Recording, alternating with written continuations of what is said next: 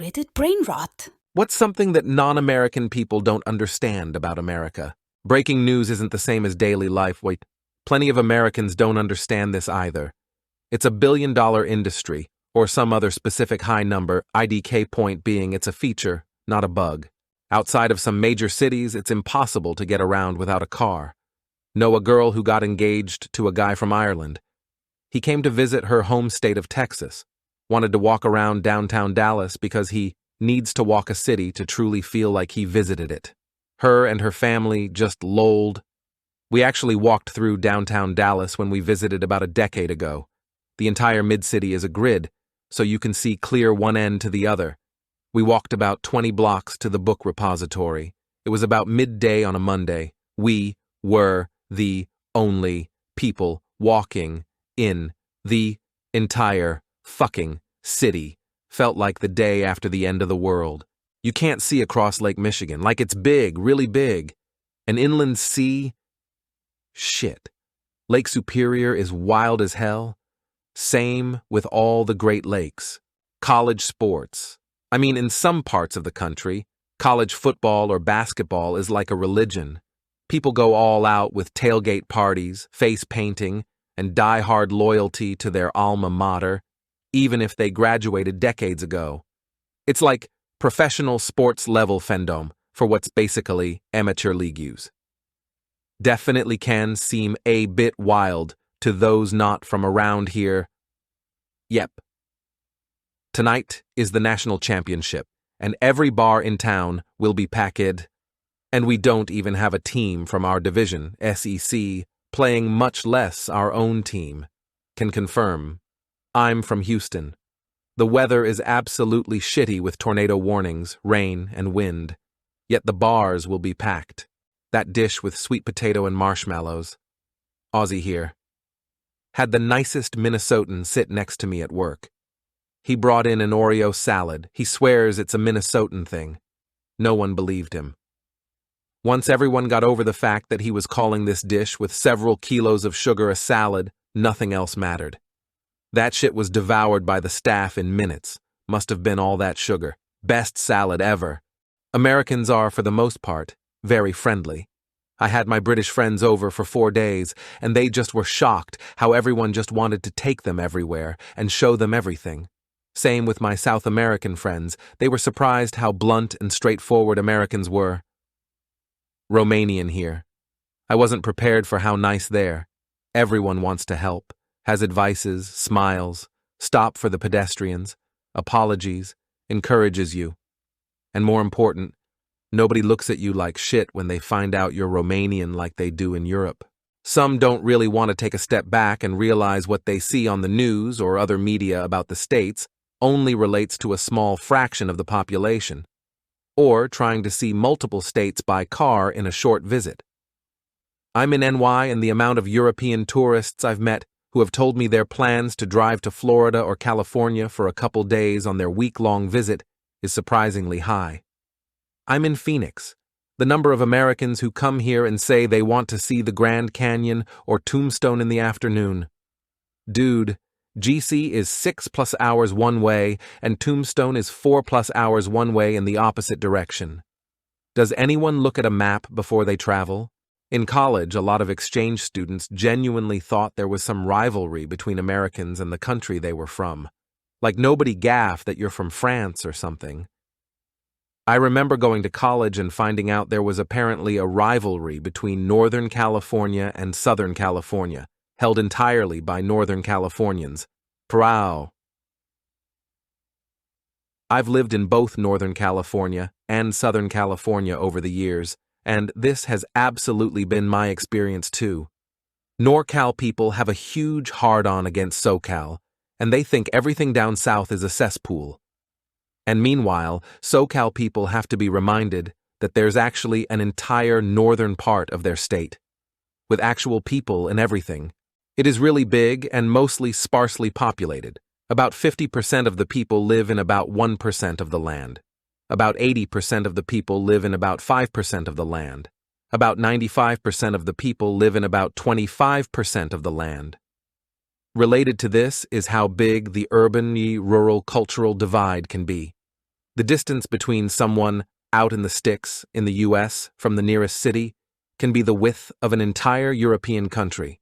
How absolutely colossal the whole country is.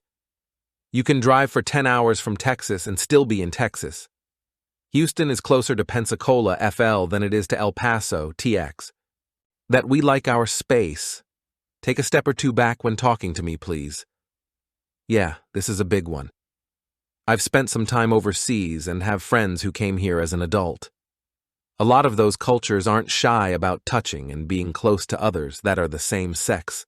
In the US, we aren't like that, and it can be a big cultural shock to some Americans and also taken the wrong way. Our news is not news. Our news is entertainment.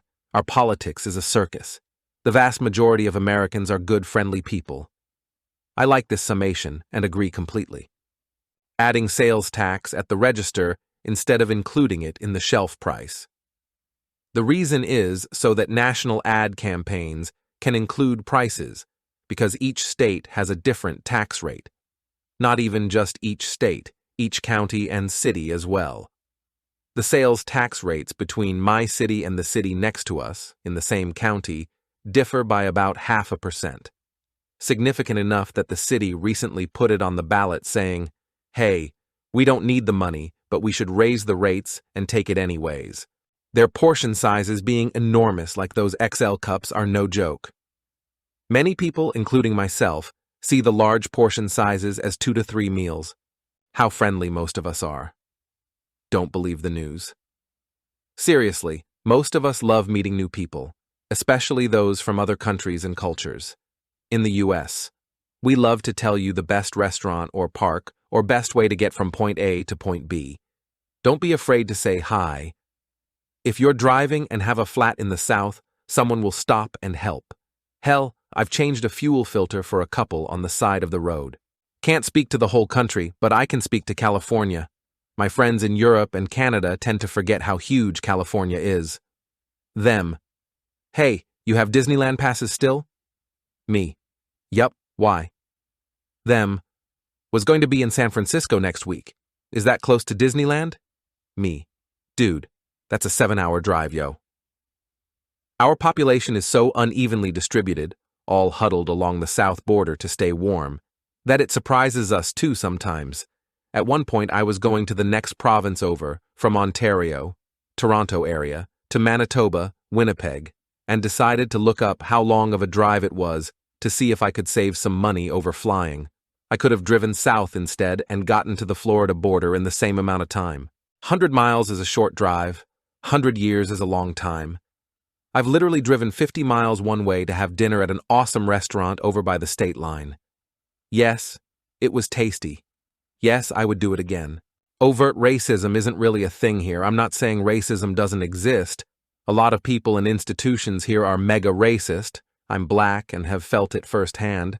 But as a collective, we've actually done a great job pushing that shit way off into the fringes of society. Like, if you go to a college football game in the deep south and throw a banana at a black player, France style, the rednecks in the stands will beat the shit out of you. I can attest to this. Mom is black, dad is Russian, and the racism in Russia is way more overt than here in the States. As an American, I'd like non-Americans to know that they have fallen for a lot of propaganda about the US, just as much as Americans have. The TV and movies you consume do not accurately represent what life is actually like for a lot of Americans. Neither do the heavily edited man-on-the-street interviews that cherry-pick only the most absurd and stupid responses. Most people are not wealthy, and a lot of what people make fun of about Americans are related to poverty. No, everyone doesn't just eat McDonald's for every meal, and yes, most people would like access to healthy, fresh food. It's also not a monolith.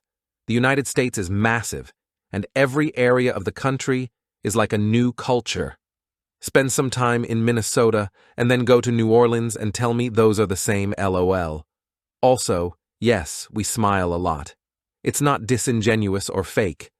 It's just considered polite. There are both more and less guns than you think. Yes, the gun culture is real, and stuff on the news happens. But also, TV is not real life. I spent 5 years living in the USA and never saw a gun once, except on the belts of cops.